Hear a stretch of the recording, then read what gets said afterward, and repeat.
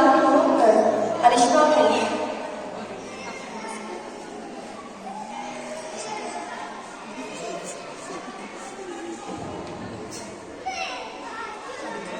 अलिशबा, मेरे बेटे को सलाम।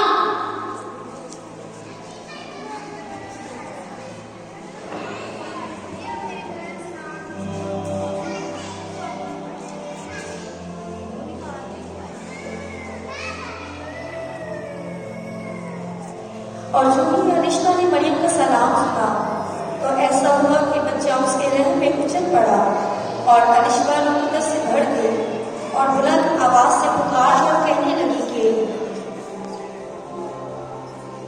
तुम्हें मुबारक और तेरे रहम का फल मुबारक। तेरे रहम का फल मुबारक। देख, मैं खुदा की बंदी हूँ और मुझ पर यह फजल हुआ है कि मेरे खुदावंद की माँ मेरे पास आई, क्योंकि देख झूमी तेरे इस्लाम की आवाज़ मेरे कानों में पहुंची। बच्चा हमारी खुशी के रहमत में छुपा है। और मुबारक है वो जो ईमान लाए, कि जो बातें खुदावंद की तरफ से उससे कही गई थी वो पूरी होंगी। आमीन।